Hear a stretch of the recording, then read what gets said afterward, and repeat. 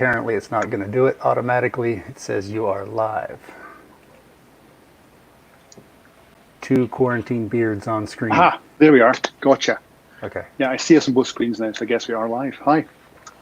I think Facebook last time said it just does it automatically, but maybe it's because I'm using a different service now, but it's not. But okay, we're live. Well, if anybody sees us, here we are. I don't know how we tell if anyone's watching. I guess you get some stats there, do you? It'll say things. Oh, I see a 4 already. All right. Hi, 2 other people. Yeah, right. One of them is you, Dave, right? No doubt. All right. Well, semi-impromptu.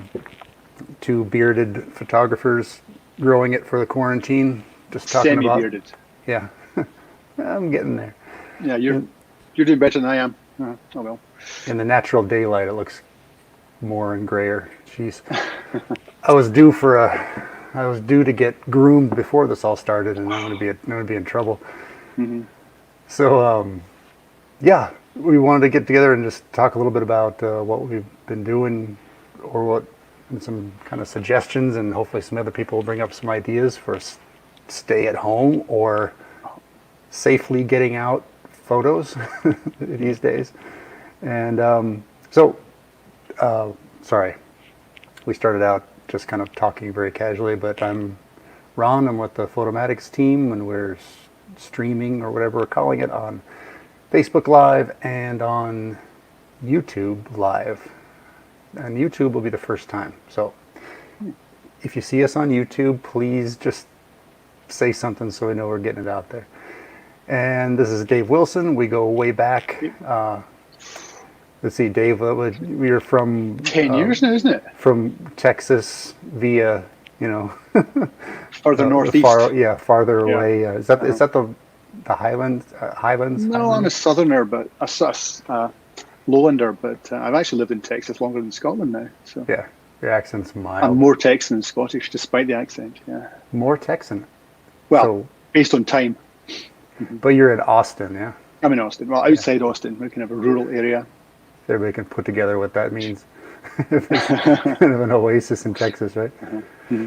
So, like I say, just kind of being casual, throwing some ideas around. I've got a couple things I've done and I could probably bring up, but I thought really I'd like to hear from you because you're kind of a guest here. Well, when you asked about this, I thought this is going to be a heck of a short conversation because, I mean, one thing I haven't been doing really in the last, 3 weeks now is shoot anything.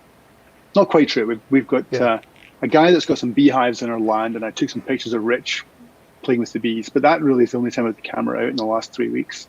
But let me guess, once you start thinking about it, there's all kinds of related things, right? There's lots of things I could be doing. I mean, I've got a list of stuff I'd like to try and haven't got around to yet, but there's also all the kind of administration stuff that I've been leaving, never had time for. Like I was looking at my Lightroom over the weekend. I have a folder in Lightroom, a collection in Lightroom, which I tag pictures with given colors depending on the state they're in. And if I do a shoot and don't get around to finishing processing stuff, I turn them all red. It goes into a collection called Review Required. And I have 24,000 images in that collection. So one of my tasks is to get that collection down to as close to 0 as possible. When I talk to other photographers, and I'm just kind of saying this because I know that if you're seeing us now or seeing us later, there's a lot of people that are like, oh, thank God that's not just me. And I can put up your website URL here and when I get a second, but I mean the guy you're hearing from, everybody, Dave, he's accomplished, and you should see a lot of his work. It's really, I mean, for being do you call photography not even, you have a day job, yeah? Oh yeah, there's no way I could pay my mortgage doing this photography lark. Yeah, and so, but that's what I mean by that, just by the quality of the work and what you've been doing for so long. It's amazing. So realize that you got to listening to a real pro here, and I would say that's probably more unlogged photos than I have, so I feel pretty good about that. No, admittedly, yeah, a lot of it is probably sports that, a lot of it is motor racing. So I'll go and shoot 4,000 pictures of a weekend, and I'll come back and the editor will want 10. So I'll scan through, find the top 100 out of the 4,000 or whatever, process those, ship them off. Yeah. And then there's the other, say, 2,000 that I haven't culled yet that I just mark red and look at later. So there's a whole lot of duplicates in there that will get thrown away. But in amongst that, there's also a fair amount of stuff that was missed in the first edit. And then as time's gone, I've gone back and thought, that's a darn good picture. Maybe I should actually handle that as well. So yeah, if you go to my photo blog this week, in fact, you could probably do that easier than I can. I'm doing landscapes this week, and it's all stuff that I shot over the past 8 years I just didn't process. Nice. So you'll see in there, this is mostly taken during my annual long weekend trips with a bunch of photography buddies. So yeah, that was taken back in 2012. And I published a couple of pictures taken that day at Cannon Beach in Oregon, but there were a bunch more in that shoot that I'd never got around to processing. So that was one I played with last weekend. Yeah, I imagine there's a lot of people that are either just casual photographers or serious that are using some downtime. And for those that are lucky to have, well, I don't know, are we lucky to have downtime or unlucky? There's so many situations that people have, but yeah, the circumstances could be better, shall we say? Yeah, well, because a lot of people don't want the downtime. Uh-huh. A lot of people have no downtime because they're heroically helping out here. But anyway, I don't want to go there. But if you have the chance, I mean, that's probably happening quite a bit. And maybe we should ask, this could be kind of a little photo challenge, right? To go back and find your best forgotten, unknown photo. As yet unfound, yeah. Yeah. So that's actually the newest picture. The ones from the Bass Harbor headlight and up are pictures from at least 3 years ago. Cool. That I discovered in my collection of unprocessed work. What's your main kind of work nowadays? My main day job, you mean, or photographic? Photographic, yeah. Oh gosh. So I see you doing sports. Yeah, most of my time, I shoot for the University of Texas Longhorn Band, and that is a ton of fun. So I'm shooting the college football, but the band rather than the game. So it's still immense fun. So I do a lot of that. Obviously, that's not on just now. Football season's over, and we're not getting out anyway. Yeah. Aside from that, I shoot out at Circuit of the Americas. That's becoming less work than it used to be. But most of the time, it's local event stuff. You know, pictures for the local newspaper and that kind of thing. Right. I was I was trying to think of some of the things to do. Either, well, for me, I don't know if it would be for fun or for business or not, but trying to think of some of the portraits that could still happen, that can be easily done in a very safe distance and all that. I mean, I know for just regular being in a studio for headshots, 6 feet's how you want to be. So you could make it a little bit more. And I'm not saying you should have people in the studio necessarily, but there could be a lot of things outside. And one of them I thought of was something I've been wanting to do, and maybe if I can make it happen soon, is those made famous, I think, by like Joel Grimes, that he takes a portrait in a studio of like an athlete, maybe jumping or making a motion, and then they puts it into a kind of an epic background. You compose it on a background, yeah. Yeah, and the two reasons for that is one of them is just that this might be a really good time to go out and get some epic backgrounds with nobody around. Nobody there, if you're allowed to go out, of course. Well, I'm not sure. Like, the examples a lot of times are like a professional stadium with a sunset or something that's rarely ever happen. But so I don't know. You'd have to have access to those places anyway. But maybe in all of our local places there is something that would work. I'm thinking of a field that's here for kids sports. That's in Northern California. It's kind of a fancy kids sports place, and I've gotten epic sunsets during flag football games and things. I'm thinking that might be an interesting project to try to move along to get out. Yeah, so I've been avoiding that sort of stuff because as of I think a week and a half ago, perhaps, we're on a stay-at-home order. So technically, I'm not allowed to be outside unless I am going to the grocery store or the doctor or something. So I'm kind of staying at home. Yeah. But regardless of that, there's still a fair amount of stuff that I've had on my list of things I want to either do for the first time or try again that I could easily do at home. I mean, a whole bunch of macro photography that I haven't played with for a while. Right. It'd be very easy. Right. Tabletop stuff. Another thing, which in fact you used one of the pictures in the splash for this get together, some smoke photography. That was really. I've only that was tried really that cool. once. That was great fun, and not just Wow. the shooting the smoke, but then the weird and wonderful stuff you can do in Photoshop to make it into an interesting abstract. Yeah. So that's something you could do very easily without having to be in contact with anyone else. Yeah. Tell us Um, about that. How do you well, let you me want to give see. away some secrets there on how Oh, to well, get there's no stuff? secrets. No, no. I mean, that was an experiment I did actually with my son a year or so ago, just because I'd never tried it before. Let me see if I can pull the picture up just now, and in case you want to see it, hang on. Hold on. I'm assuming I can share my desktop with you, can I? I believe so. You share it, and then Let's have then a I look. think I can share it. Just trying to find it. Here we go. So if I come in here, where's Chrome gone? And I do share screen. Oh, hold on a minute. It'll ask you to choose Right. which one to share. So yeah, I've only got one monitor to configure just now. So you talk for a minute. I'll fix my monitor up, and I'll come back I could probably and show pull you that. what I've done. I can probably pull that photo up as well. I want to pull up the Photoshop file as well, though, so we can see good. the layers. Okay. Input source. While you do that, there's a few people watching Ah, and commenting. So anybody wants to, there's a link. There's a link that starts with StreamYard in the comments. Oh, comments on Facebook. I need to put it on the comments on YouTube. hang on. And you can pop up in here, video and all, and we can add you in. So give it a try. That'd be cool. Yeah, I'm still configured for work at home mode, which has one screen for my home machine and one for my work machine. But I think I'm now back up to two displays. Just get that out of the way. Move my Lightroom over there. Right, let's try this again. Oh, hang on. Do the other way around. All my palettes are on one screen and my apps on the other. Okay, let's see if this works. Bleeding edge stuff, eh? It's harder to manage than it looks. Believe me. Which screen?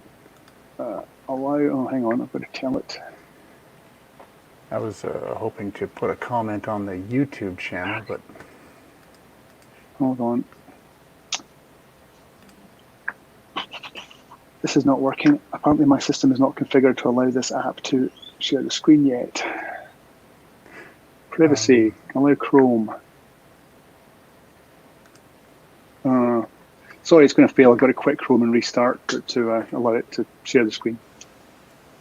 Next time, if you pull the image up that I sent you, then we can talk about it from what I have here, if you want. okay. Let's find you. Right, there we go. Sorry about that. I can just pull it up in.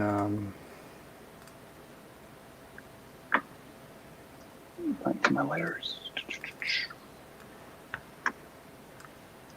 Sorry. Oh, we have a guest. While I pull up your photo, we're going to pop in heavy D France. From France. Well, in Minnesota, I'm stuck. Okay, I was thinking it looks kind of light for France. What time is it now? 3:15. Yeah, it should be getting dark in France by now. 10:15. Well, I know this guy a bit. So I know the FR stands for France, but Yeah. what's going on, Devin? Nothing. You You guys- guys, to you guys figuring out what I'm going to shoot next. You guys do a little. Photography, not with a gun. You guys, yeah, right, in Minnesota. Do a little question and answer, and I'm pulling up a screen share of Dave's photos here. Yeah, it was interesting. Before the snow melted, I was noticing that leaves, when they fall in the snow overnight, or when it gets soft, the leaves melt into the snow and then they freeze, kind of getting an indentation. So I was working trying to get shots of that, and that was Nice. interesting. So walking around with nature, trying to find and photograph things that normally you wouldn't notice. So We certainly it's wouldn't notice it interesting in now Texas. because what's that? I was saying, we certainly wouldn't notice that in Texas today because it's 90 degrees outside my house. Oh, is it really? Yeah, we've had, I think, pretty much our first 50-degree day here, so everything's just starting to turn green, and all the migrating birds are just starting to show up, so everything's really waking up. So it's kind of a nice time to take the camera and walk around and not freeze. So you're able to get out for sure. The next neighbor to us is about 2 miles away, so. pretty lucky. Hold on a second. This is not what I wanted to share. Oh. Did you get anything good, Devin, with the iPhone shots? That's okay. Nothing mind blowing. But I brought my camera with me too, so I've gone out a couple times. But I'm gonna today in the next few days go out and there's lots of cattle around and just get practice my portrait shooting with cows. You and the Canon. Yeah.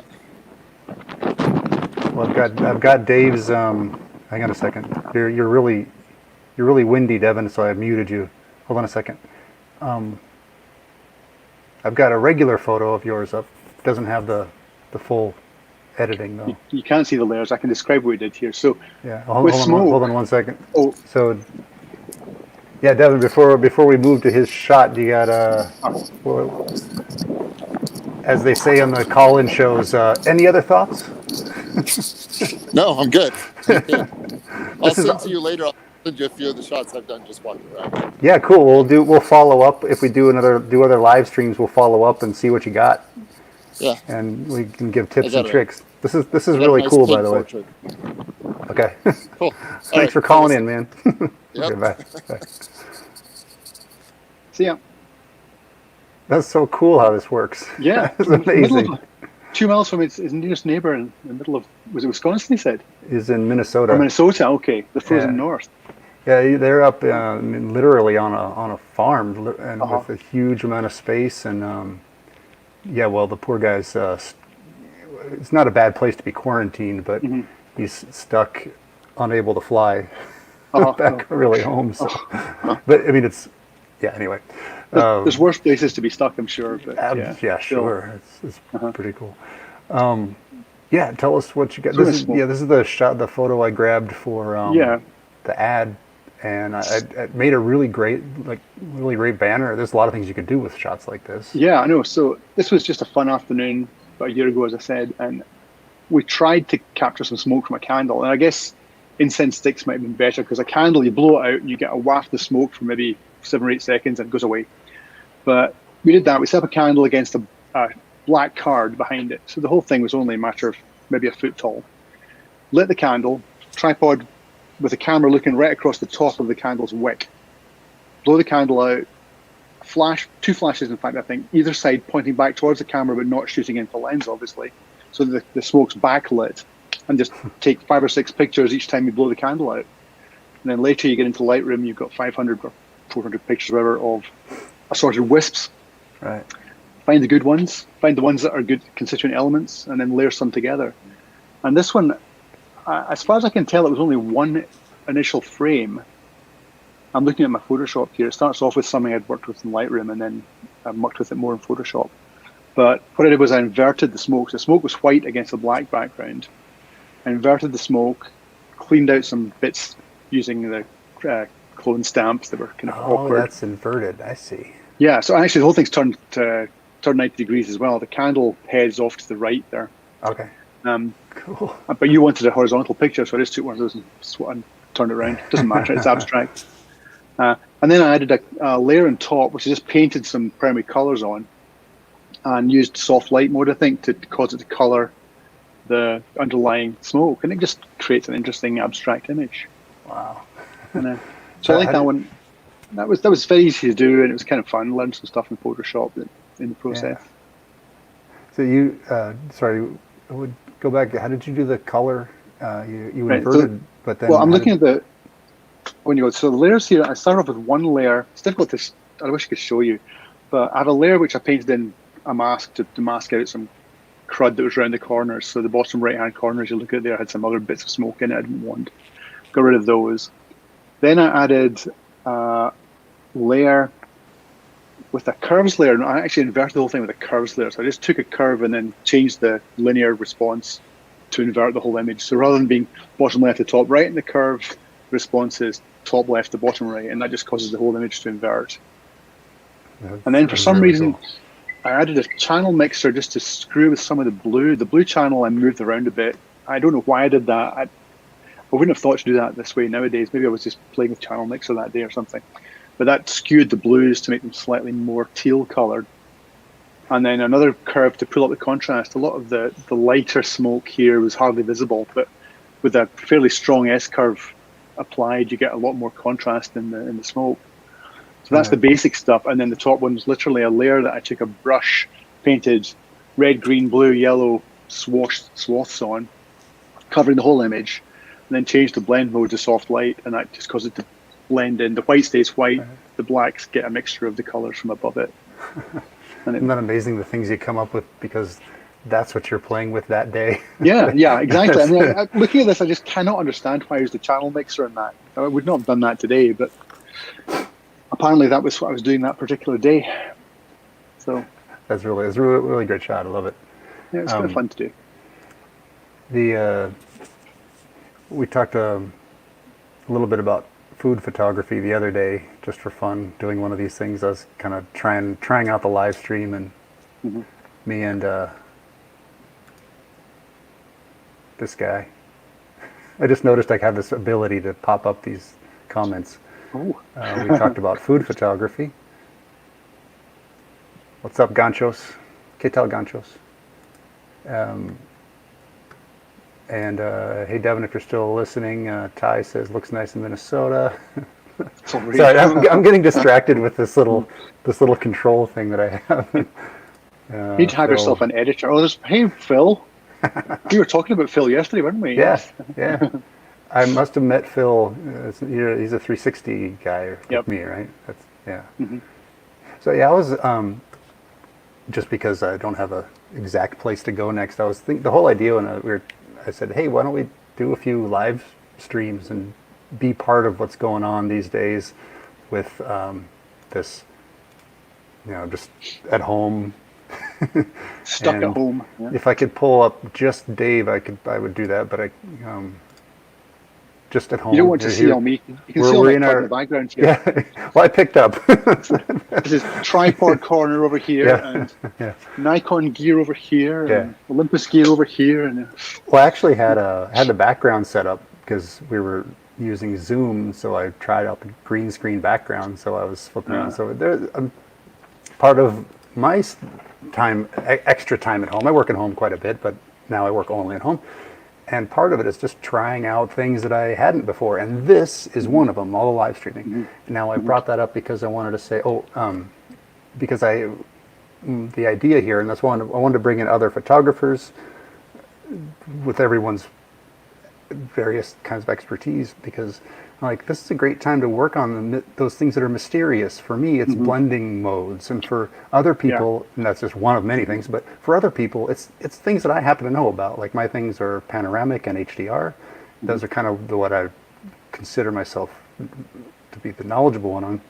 And so if we can answer questions like people want to try out, for me, it's those things. I can give tips on trying those things. You can give tips on sports for later or other things at home, and so that's kind of the impetus, the reason for holding these. So that's why. Another thing, actually. Go ahead. Just thinking there, another thing people should be aware of is a bunch of the training companies have opened up some of their content for free at this time. Yeah. Or they're having introductory offers, get access to our site for a month for $10 or whatever. So I've been using a lot of those. I mean, I'm a Kelvin 1 member already, and I'm actually going back to do a few of the classes in Kelvin 1, things that I hadn't got around to doing before. And I'm working on a bunch of luminosity masking stuff, which is a technique I've been wanting to learn for years now. I never got around to it, but hey presto, I discovered Greg Benz's website, and I'm working my way through his tutorials as well now. So that's been kind of helpful too. And that's the really, when you want to get extra technical.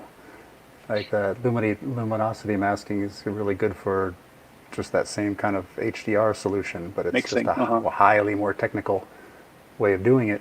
And that'd be a great, good subject to go through. I mean, I guess it all depends on where we're starting at. Where if it's somebody has a ton of photography experience or just photo curious. The point there was to tell people there's plenty of resources out there that are open for learning, regardless of what level you start at. Yeah. So if you go to Kelvin 1, there's a bunch of stuff that I think they've got opened up for free to everybody this month. they open everything or just certain? No, I think there's some number of their tutorials are free cool. for the next, I think it's month at least. So. I got something from Creative Live, but I think it still. I was confused. It said, I mean, they always have free. When it's live, it's free, and you can pay for it. So it's kind of a cool, really cool, helpful business model. But I don't know if they were saying that stuff is free that wasn't, or if they're just saying, hey, it's still it's still sure. live and free. What else have you heard about that would be a good one? I'm trying to think what else. Well, Kelby one's the only one I noticed straight off because when I went to the site, it popped up a window to tell me about it. Who else is doing? Well, again, even regardless of whether it's just free just now or free before, if you Google photography tutorials online, you'll find a ton. Like this luminosity masking thing I was looking for. I discovered a photographer called Greg Benz who does a whole bunch of stuff on YouTube, and he has some fantastic free tutorials on YouTube. Panorama stuff, I remember going to YouTube to find some panorama information there and got some fantastic information. Get a free, use the free week of LinkedIn Learning. You can. It's a few years ago, but it still stands up. I did one of those on 360. You can go see that. I'm trying to. There's plenty of resources to build your skills while you're stuck at home. Right. Trying to find my abilities here on pop-ups because I'm having a little trouble hosting and managing the stuff. But you need to get yourself a producer. Yeah. Or an editor or something. Yeah. We're on the HDRsoft channel here. You can go there. Ooh. That's always there. And I have insider information as I am that you'll be able to use one of the apps free soon. But it's not out there yet, but it will be. Oh, wait a minute. There it goes. Cool. I got to check the comments. Do we have questions going on there? Well, there's one appeared in the chat for the show on the right here. It's a ghost pepper, GHOST. There's a good one. Here we are. I just discovered there's 2 comment streams for this production. I hadn't realized that. I was looking at the private chat. Messages from you, nothing else. Oh, here's the YouTube, but I can't get to the YouTube actual video. Is what I was trying to do, so I can post something. All right. Well, I'll up my game for whenever the next one we do here is. So I was kind of hoping to do a separate little talk on this. I might even do one last minute if I get a gentleman named Fred Larson. He's a local heroic photographer. I don't know, I got a better word, but he was shooting moon photos back in the 90s when I was learning about photography. I remember, or digital anyway. Anyway, long story short, I was going to meetups with him over the last couple of years to do full moon photos, and he's just amazing. So yesterday I learned, it's a supermoon. I need to get out. So I'm kind of in a more rural area now, so it's no big deal. So we went out and got some supermoon photos. I don't know if they're fabulous, so, but what were you shooting with? With lens-wise, 7200 with 2 times. So I thought about it last night, but I wanted to get some with the moon on the horizon. But unfortunately, where I am, there's nothing exciting on the horizon near where the moon is rising. So I didn't go out after all. I thought I was going to get clouded out, we'll call it, but it turned out to be all right. I didn't really do much with the photos when I got back last night, but I'll see if I have something to show here at all. Maybe I can get Fred on here to give me pointers about what to do next time. So I've judged various youth photography competitions in my time, and I remember judging a night competition once. And the judging involves leaving comments for the kids who are producing the pictures, and I think 90% of the night pictures were full moon, white disc against black background. Completely Right. just blown out white circle. Right. And it's always interesting to note that your exposure for a full moon is extremely. The shutter speeds are a lot It's longer than you expect, a lot shorter than you expect, rather. Yeah. it's Oh, much nice. more it's Foreground. much more challenging than you would imagine. 125th And f5.6, 100 ISO well, then ish, that's I would go plus or minus. plus the moon is moving faster than you ever realize until you try Yes. to photograph it. So 125th even, it No, no. depends. One Because, 125th. yeah, isn't that what I said? Yeah, 125th. Sorry, Oh, that's what sorry, I okay. I meant. thought you said Yeah, 125th. yeah. Okay. Sorry, Yeah. I'm being lazy in my speaking here. Yes, that's about as slow as I would go. Mhm. But you're also usually, we can talk about stabilization after, but with a really long lens, you probably want faster anyway. Mhm. So, so yeah, I got, and surprise, surprise, there's a little bit of bracketing being done here, Of because course. the foreground would never be that light. It actually was a pretty good time. It wasn't as wasn't as contrasty as you might think. In fact, I think this one is. Well, this one is a little bit more stronger color Later. editing. Mhm.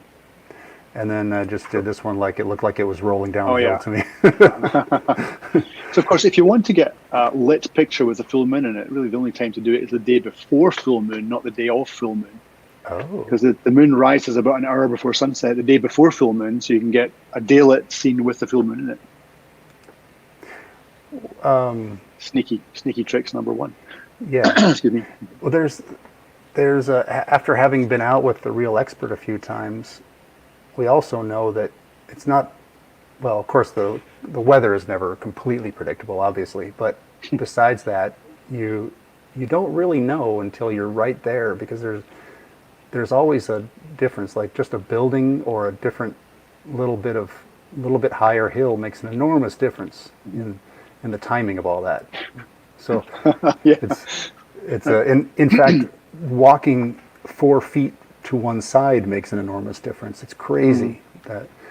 Yeah. And we actually watched one of the thing that was good about going out there with my little guy, he's 6, is that we got to watch, like, I was using PhotoPills app Yeah. to see where the moon was going to come up, and it kept changing a little bit by several degrees, and I don't know why. There must have been something interfering, whatever, but I wasn't quite sure it was going to come up. And so we were waiting for it, and as soon as the first little sliver came up, I was like, "Oh, there it is!" And he was like fascinated, because we watched it. You could watch it move. You see it moving. Yeah. It was amazing. And there's only a few minutes, and you got to be there and be ready, and not get distracted talking about Minecraft or anything. And Yeah. get That in reminds there. me of a funny story from last year. My funniest or most embarrassing full moon story, I guess. I was up in Prince Edward Island in Canada with a bunch of photography buddies last October, I think it was. And we were doing one sunset shoot at a lighthouse. And it was a really great location. The lighthouse was interesting, and the sunset was amazing that night. So I'm standing up on the top of the beach looking towards the sunset, and I noticed there's a whole bunch of photographers, like a dozen guys with tripods down along the waterline looking towards me, thinking, what the heck are they photographing?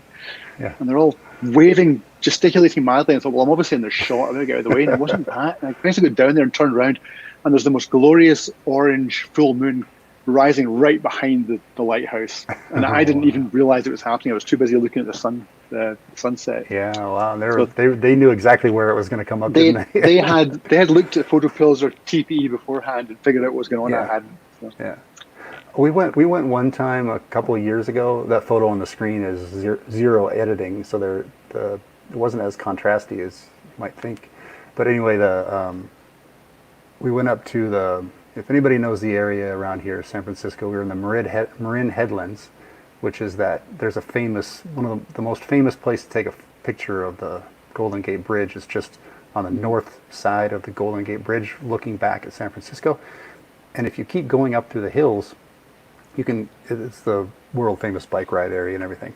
So thanks to Fred Larson again, all the credit where it's due. He had planned this to know exactly where to stand to get the moon coming up between the you know how the Golden Gate Bridge has the two very recognizable two. What am I trying to say? There's an in between in the towers, and we were getting it coming up in between, and there was already a crowd of people, and the places you could stand to get it were only the width of a person. If I was standing shoulder to shoulder with you, we were not going to get the same shot.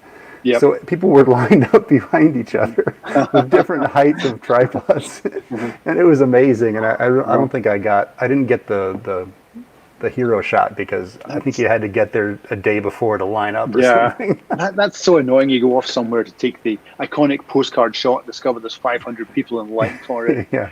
Well, before TPE and photo pills, there wouldn't have been a crowd there. It would have been one or two experts that knew what to do. Yeah. I think back, you showed my photo blog a while back there, and there's a picture of the Bass Harbor headlight with the sun set behind it. And that was another example of these absolute photographer zoos. There were about a dozen of us there on our trip, and probably 2 or 3 dozen other people lined up, literally taking up 2 feet each with a tripod. So it's which one was it? Than that. Keep going, down one more. That one there. There's a line of 2 to 3 dozen photographers forming an arc, shoulder to shoulder across there, taking that picture. Okay, so you had the same kind of. It was utter chaos. I mean, people were getting annoyed, and folks shoving in and tripod legs in the way, and it was chaos. And the best pictures that came out of that night was actually one of our guys, Chris Nitz. Some of you know Chris. He took a totally different approach. He is actually in the middle of the frame there, right behind the furthest rock, shooting back towards the line of photographers with the full moon right behind them. Wow. He got some great shots of this line of photographers, full moon, really great light. It was brilliant. No lighthouse, but way better than that one. He thinks like I do. When everybody's getting one shot, go get the other shot, right? Go somewhere else, yeah. That's awesome. That's he had classic. He had more chutzpah than most of, because to get through there, he had to walk through everyone's picture for about the 5 minutes it took him to get out of sight. Oh. And did you have to? Did all of you photographers have to clone him out then? No, he wasn't there. He was hidden by the time we took our shot. I think I'm losing my headphones. Hang on. I was muting myself back and forth. That might have caused some confusion. My left AirPod's about to die, so I'll work on one for the time being. So no, he was hidden way behind the furthest rock you can see there, with shooting back with a telephoto. So I guess if you had a really high resolution frame, you could probably find the end of his camera or something. But it's essentially invisible. Cool. Devin's back. He says, how does someone who's comfortable with manual mode expand his game?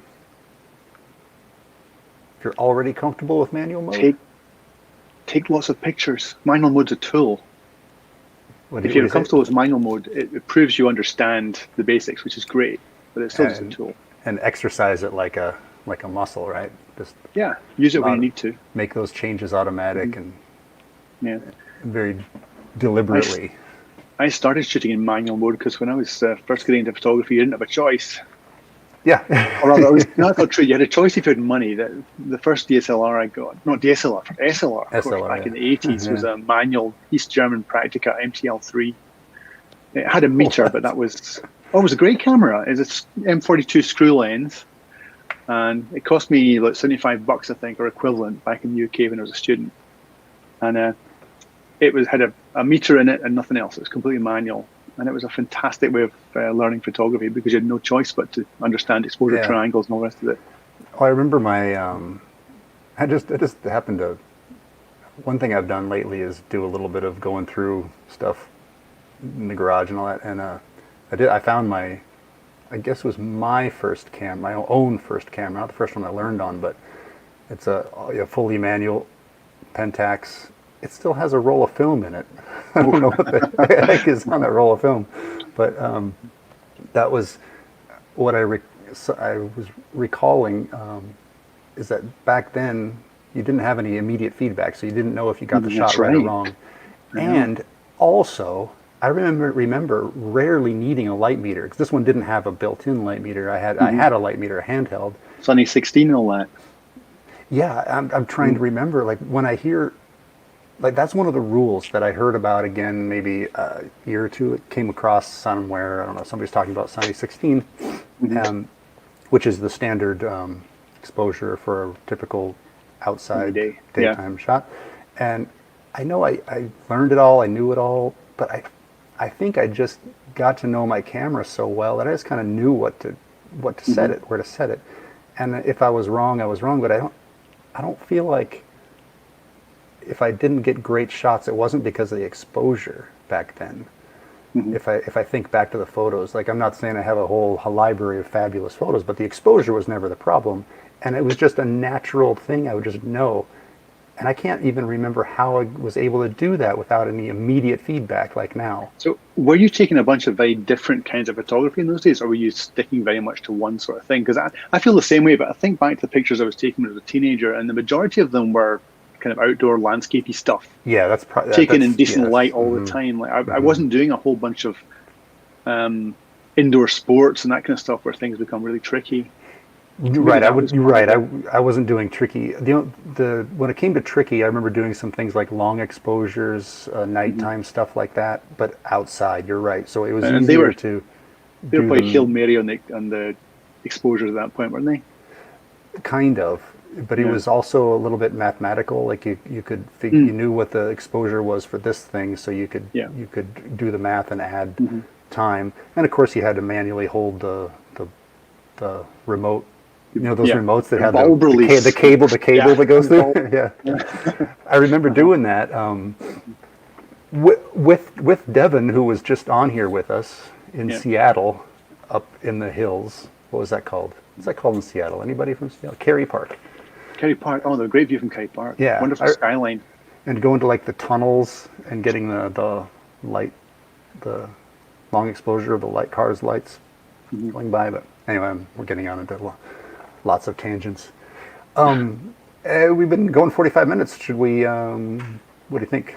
Give some last ideas? Have we got any questions to answer anywhere that we haven't looked at yet? I haven't been good at keeping up, even though... I'm looking at I can't see any questions in the chat on StreamYard. It seems to pull in the comments from both Facebook and YouTube, it looks like. Oh, good. That's going to help. Felix watching on YouTube. So we know it's working. Thanks, man. Ron's still here. He keeps saying hi. Not Ron, sorry. Phil's still here. He keeps saying hi. Hi again, Phil. Phil, click that link and come on and say hey. You should come on and join us, because then there'll be two expert 360 panel people. We'll start talking about panoramas. Yeah. Right. As a matter of fact, let's a minute. You talk him into coming on, and Phil, click the link and join us. If he's still there, of course. Trying to think of what I can pull up here. I'm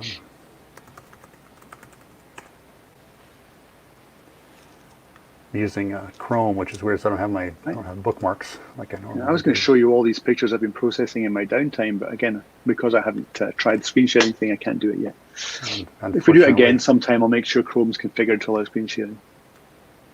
I'm just trying to do a little quick workaround to show a Chrome tab. Ooh. That's better than... I didn't have anything 360 queued up, so... Phil wants to know where the join link is. How does he get into StreamYard? Oh, I put it in the first... It should be the first comment on... Facebook? Facebook, yeah. The first... Yeah, I see it there. Let me grab a Chrome tab. That should be it. There we go. Oh, nice. Gosh, I can remember when... I know where that is. Do you? Is that Honokai in Hawaii? Oh yes, I stayed there. We did talk about this. We talked about this before, didn't we? Yes. Our room was on the other side of from where you are just now. That was a great location. I love that. That was actually one of my favorite comments. I think. So I was a guest on your show at the time. Photo Netcasts, for whatever reason. We were talking about panos. Yeah, and you had seen this, and I was. That's right. I went to your site and I was very "Oh, hang on a minute." honored. I was very honored. I think I'd been there like just a couple of months prior to discovering it on your site, which is kind of strangely coincidental. There's a. This is just because the place is beautiful. It just remains one of my favorite samples because it's Hawaii. I know. Gosh, let's get back someday. But that particular location was wonderful. We took the family there, and it was so much fun.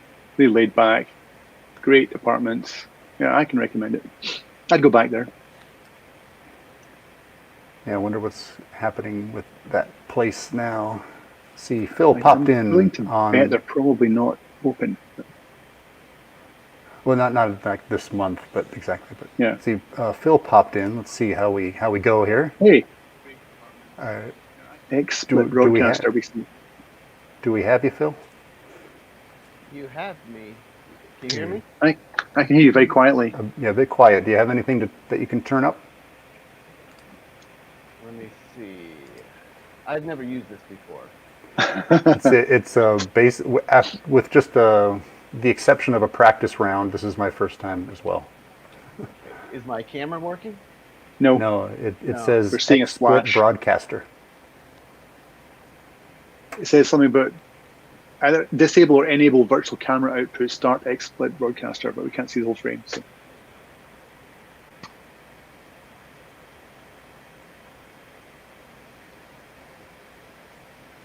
Oh, so have you been back to Hawaii since then, Ron? No, that is the one time I've ever been to Hawaii. Uh-huh. I was thinking about that today as well. I was looking through. Oh, there's Phil. We've got video. Oh, Hey there, how are you? Hey, all right. I'm And we've got good. audio as well. Let me get the. Let me see if I can go. Oh, now I'm big and you two are small. Oh, there we go. We're all the same size now. Hey, So what are you up to these days? in your Oh. comfortable chair. Mowing the lawn, it's just not doing a lot of work right now. Yeah, quite. I think that would be true for most people. Yeah, just kind of looking for some work. There's talking to people, but just there's not a lot happening right now. But I guess you're still busy with work, right? Me, yeah, I'm working fine. I can work as effectively at home as I can in the office, so I guess I'm pretty lucky in that regard. We should Yeah. tell people who are watching that Phil runs a company called 360 Photo Pro. He's probably a direct competitor to Ron, but they're both good guys, so we hope it's okay. Yeah. Well, our business when there's a work to do, it's either a one person show or a team effort, one or the other. Uh-huh. But I haven't been doing much 360 work really. Not just now with the whole outbreak thing, but just over the last little while. That's also my fault. I haven't been really marketing. I've been out there hitting the bricks. So Well, Dave got a good behind the scenes of some of the work I did at the one race. Indeed. Which will not be happening this year, I expect. Yeah. No. Yeah, we shot the IndyCar behind the scenes last year at Circuit of Americas. That was actually kind of fun. cool. Okay. Yep. I can't remember which race it was. Yeah, it was Indy that weekend. Racing from guest suite to guest suite, taking pictures of food. I seem to remember, yeah. Yeah, we had our own race. Get to all the suites before That's right. before the people leave. That's right. Before the food was gone. Yeah. Yeah. And was that anything panoramic about that one or? Yeah, that was mainly 360 video, and Uh-huh. I did some 360 stills as well. Well, I may have just used ones from other events. Usually I shoot the video when there's people or the race cars on the track. And then if it's an empty room, I just shoot the stills because it looks better than the video cameras can produce. Right. And Cool. just the coolest thing that you managed to do this weekend, or that weekend, was shoot 360 video inside a super truck on the track. Oh, that's right. That That was was probably the coolest thing ever. fun. Actually, Yeah. I've got a link to that. Stadium somewhere. super trucks. Yeah. The trucks that jump off the ramps and everything and race around the track on two wheels half the time. That was pretty spectacular stuff. Yeah, Ron, I guess you have an Oculus Go? No. No? Any kind of VR goggles? No, just the No. cheapies. Okay, the cardboard. Yeah. Yeah. I've got like a, no, it's plastic, but yeah. Okay. Yeah. So Market actually, cardboard. this set we shot that day. We put the 360 video camera on the truck. Trying to find the video here, and I'll share it with you. And actually, when you watch it in the VR goggles, when it goes over the jump, you feel your stomach Mhm. kind of drops Cool. with it. Yep. So take a look at that later. Are you sharing your screen? Oh, well, actually, I just sent a link to you in the private chat. Okay. Can you put it in the public chat? If I can figure out how to do that. It's there. I'll switch screens and Oh wait. now it's in the public chat on at least Facebook. Look at that. Oh, how's about that? Of course, I don't think that's clickable, but there it is. All right, Phil, I have a question. In my testing out Oculus, which I haven't done that much, it takes a pretty significant resolution. So the instant cameras don't really work for that, like a Theta or a what's the other one now? There's a GoPro, a Theta, the instant 360 cameras. Yeah, it's a 360, and another one was a Insta3. Kucam or something. I forget the name. of that. Kucam, Something- yeah, Kucam, right? That's right. Yeah, that's it. For still images, that is. Video is different, but for still images, those don't have enough resolution to look decent even in a cardboard or an Oculus. I tested on some of my own, and I had to get up to something like it was at least like a 8,000 by 4. No, might have been more. I can't remember the resolution before it looked good. Do you find that's the case? Like the Yeah, still it's, shots take more than more than those what the instant cameras are capable of. They have about 5,500 wide still shots. yeah, because you're used to the shots at 12,000 or higher, Yeah, and so yeah, anything out of the one-shot cameras are always low. Coming from what we're used to, the quality we're used to seeing. And, but they're actually the because there's a couple things, like there's resolution can be quality in a way, but there's also just the quality of the light. If you're outside, then my Ryko Theta, that's a couple versions old now, it looks great if it's under perfect conditions, but only under perfect conditions. So even if it looks good from that perspective, the resolution is literally just not enough. It's just very pixelated in the Right. Oculus. yeah, especially you put on the goggles because you're looking at it basically at 100%. And so those one-shot cameras, the lens quality isn't the highest. And so I think that's one of the bottlenecks of it too. That and the small chip sensor. Yeah. You combine everything, and it looks good when you just look at it on your phone like this, but you put it in the goggles, it falls apart pretty quick. Yeah. Now I'm excited to get. So I'm looking for an excuse to get the newest one. I'm looking for an excuse to get the new Theta, the Z1, because they have a bigger sensor and a lot less noise and chromatic aberration and all that. Yeah, here's the one I used with Dave out at the racetrack. Oh, there you go. So that gives you basically a micro four thirds sensor, 4 times around. Did you? What is that? Did you make it? No, this is from Zcam out of Hong Kong, Cool. and so this was I think a $7,000 or $8,000 camera when I bought it a few years ago. What's the But minimum shoot- what's the minimum distance to avoid any parallax issues? Well, actually, I've had people get as close to a foot to it, but you have to teach them where to stay out of the seam. Yeah, they can't be in the overlapping area, right? Right, and in the seam area, probably about a meter, at least a meter out.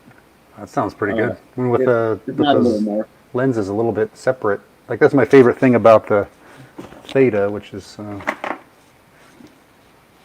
little bit too far to go grab now, but the lenses are only 3/4 of an inch apart, so Right. there's very little issues with parallax. Yeah, and these lenses, they have almost 180 degree field of view, so there's a lot of overlap. So that makes Nice. it easier to fix the parallax issues. Nice. That's a good choice. So- I like it. When you're stitching video, then do you actually have to worry about manually curing overlap problems, or is the stitching generally good enough you don't have to worry about it? Well, what we're doing at the racetrack, it's good enough because nothing is really close to the camera. Uh-huh. And so it's just if something's close to the camera, you know, in a live event, like we're in a crowd or something, you can't really help that. But if it's something you're directing, you just direct the people not to, you know, there'll be parts where you want them to get their face right up close to the camera. You just kind of teach them about the Straight scenes for length, and where to go and not stick your hands into that scene area. So if you put your hands up to, you know, have them together like this. If you go out, then you're in the scenes, and just like now, my hands are cut off. Broken arms. Yeah. Yep. Yep. Now, do you move around with like a steady cam with that? No, it sits on I've got a tripod and a monopod that fit together. And then there's a battery pack down at the base. And then I'll have a 360 audio system too that clamps onto that. So it's Wow. so yeah, this usually doesn't get moved around. I kind of place it down and I take a few steps back or hide behind something or someone and let it roll. And, or, you know, you put it on something moving, like a lot of people have it's a Mantis, like an RC car or something, and move it along slowly. But a gimbal doesn't really help with these because the gimbal will be in the shot. Right. Just like your Theta, you can't really put a gimbal on that. It'll be in the shot. Yep.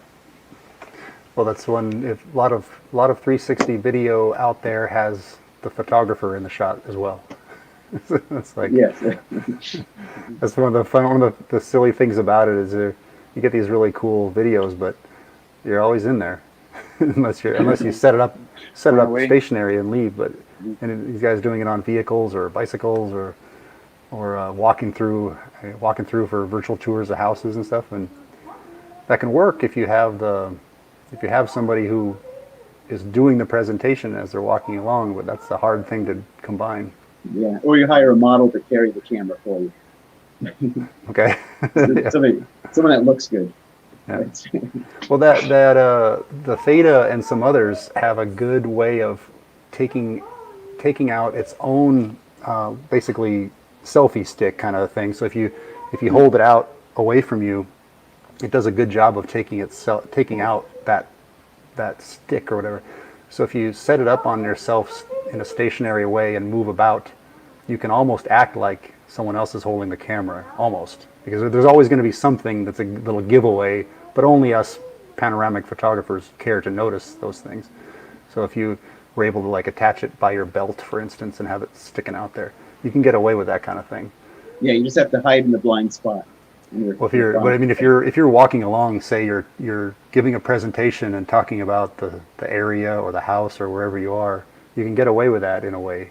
Right? And you can even after the fact pan it, and this is what people might not realize about 360 video is you can treat it like another photographer is capturing B-roll or capturing the video, and then after the fact you can move the quote-unquote camera so that you're not always looking at a 360 video.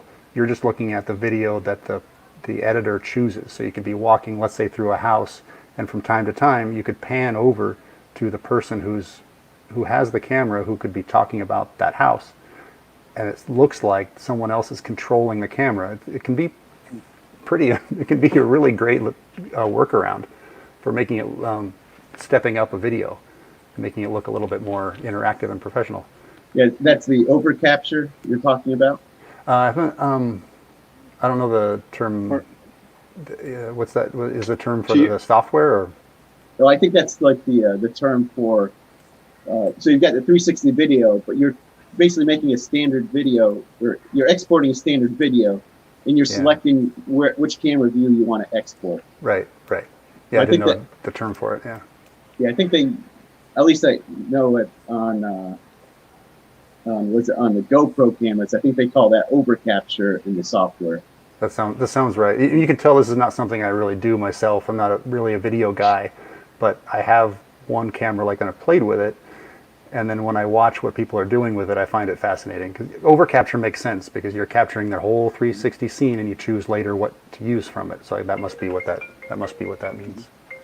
Yeah, I've seen one photographer from Austin has been doing that a bit. Are you familiar with Craig Bill? He's a landscape photographer. He does some really, really nice stuff. He's always winning awards for his photography, and he's been doing the overcapture for, I know, a year or two now. And it looks really good. So he'll be out there alone out in a shoot and kind of creating videos of what he's doing that he puts on YouTube. And he's been doing a really good job using that. Yeah, multiple camera angles for one camera. That's not a bad idea. Yeah. Yeah.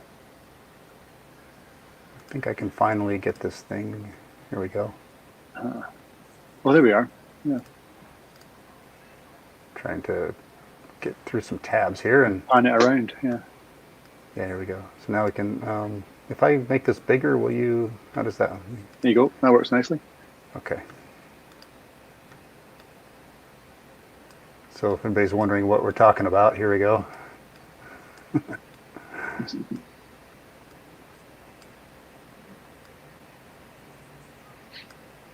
I'm waiting for the NFL to have these things in a huddle. Yeah. I know they experimented on their aerial cam that they fly around on the cable cam. And I think that the point of view is just too high for 360 from what I heard from the guy that kind of runs that. And, but it would be nice if they had it maybe down with the, maybe on the ref's hat or somewhere down at the player level. Yeah, very cool. I was, who was I talking to at one of the shows, one of the IVRPA, which is the Panoramic Nerd Festival, and one of the guys had a few years ago they were still using GoPro rigs. They probably still do, I don't know. But he was talking of, that wasn't you, Phil. They had a budget for busted GoPros because they would break or fall off almost every race, once or twice. Yeah, that's basically, if you're doing something like the video we're watching here, you have to, the camera is only good for a few races because you're getting all the debris being thrown up from other vehicles ahead of you, all the little rocks and that will start to put chips into the lens. Yeah, so there's nothing directly protecting it, huh? No. Some of the cameras, they had lens protectors, but that degrades the quality of the image. You get more flaring and it doesn't look as good. It reduces the quality. I just tried to rotate the video from our streaming window. Doesn't make any sense. I was going to say, which camera was that? That was the one you showed? The GoPro Fusion. Okay. Yeah, no, I wouldn't put that other camera on there because it's pretty recent then. Yeah, so this is the little GoPro to put on there. Yeah. It's basically like the Theta, except it's a few generations older. Yeah. No, it works good. Yeah, waterproof. And I think it's this lens may have the chip on it from that race. So we also put it on it was the Mazda MX series they were racing as well. And that's where they got most of the chips because they had, 20-some cars bumper to bumper in that race. And I think it was more laps. And so that did some more damage to the lens than the other races. So the important question, going back up what we talked about before, is did you use manual mode? No, I think on this, these work better on auto for the video. Yeah. Ever changing. You probably need to, right? Yeah. And I find out the app on the phone was a little buggy, so I had to press the button to get it started, and then clamp it on the truck really quick as they're about to pull out onto the track. Yeah, figures. So that was fun. One reason it's funny with all the new gadgetry. I always love all the new gadgetry. For a long time, I always had the newest and everything, and then I kind of shifted, going back more old school, both with gear and style and everything, and just what I shoot, and that's one of the big reasons is I spend more time connecting the darn gadgets than I do shooting, like with Theta, because they always use Wi-Fi, and then one Wi-Fi takes over the other Wi-Fi, and all that. I mean, it's infuriating.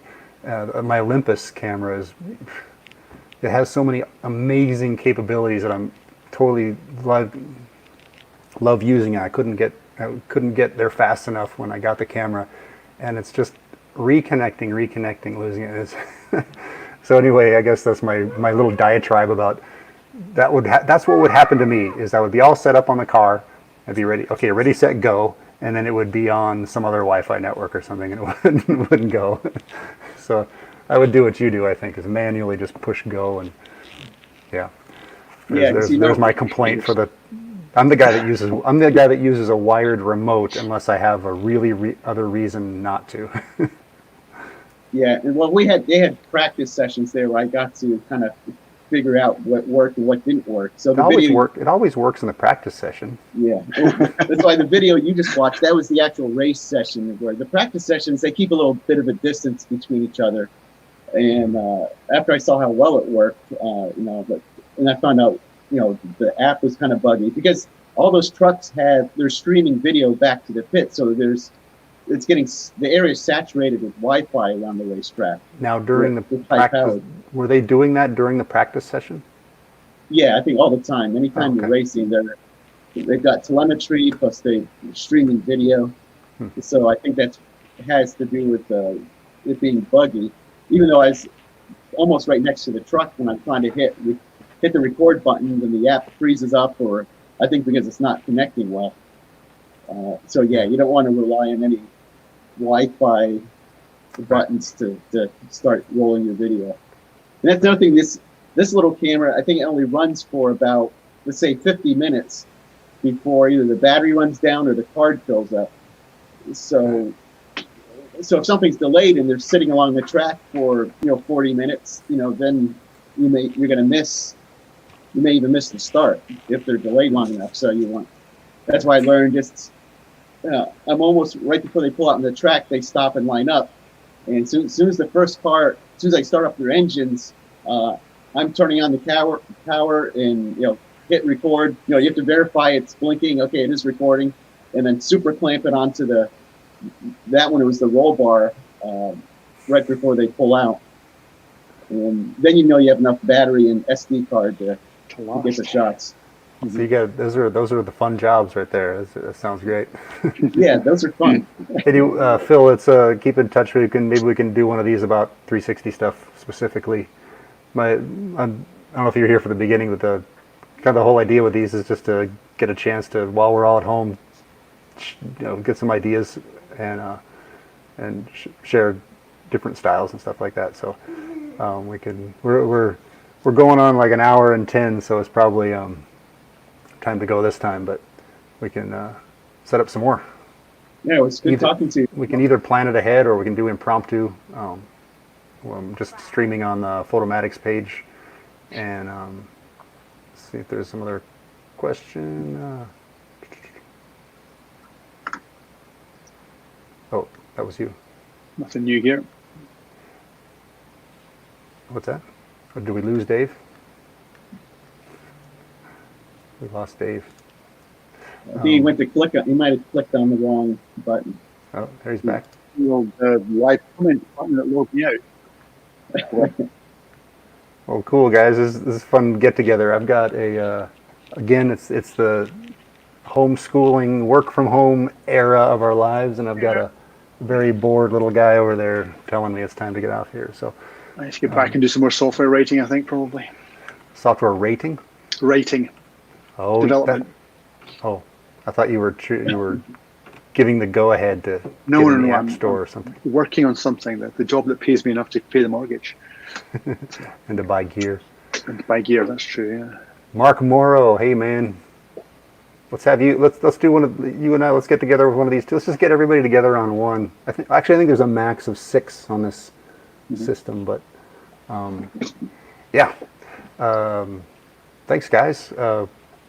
Any other good advice while we're all hanging around home that you've been wanting to share? Like, Wash your hands. Yeah, okay. After you touch, Stay home, after you wash touch your your camera, is that what it is? Like, Well, no one else touches my camera, so it's probably safe enough. yeah. Well, tabletop photos, and Yep. we should have a competition of what you can do from your living room, like practice your real estate photos and practice your Legos on a tabletop or whatever you. Stop capture motion. Yeah, Is that what- yeah. I've seen some epic Lego battles in still photos and stop action. Yeah. Yeah. Thanks, guys. Let's call it a day, but we'll do it again and just reach out. Like I say, I'm here right now all the time, so Cool. can Uh, come up Phil, with ideas I'll, too. maybe someday when restaurants are open again, we should get together for lunch. Yeah, that'd be great. Some year. Yeah, when we're allowed to go outside again. Yeah, exactly. All right. Yeah. Well, thanks, Ron. Thanks, guys. Appreciate it. See you later. Talk to you soon. All right, bye. Bye. Bye.